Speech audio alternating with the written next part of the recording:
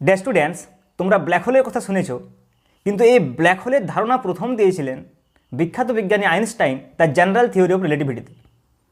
পরবর্তী ক্ষেত্রে 1967 বিখ্যাত আমেরিকান অ্যাস্ট্রোনট জন হুইলার এর নামকরণ করেন ব্ল্যাক হোল।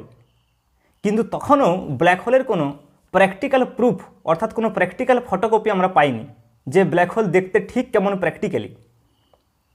পরবর্তী ক্ষেত্রে 2019 সালের 10 এপ্রিল নাসা প্রথম এই ব্ল্যাক হোলের ছবি প্রকাশ করেন এবং সেটি পাওয়া যায় M87 গ্যালাক্সির ঠিক সেন্টারে।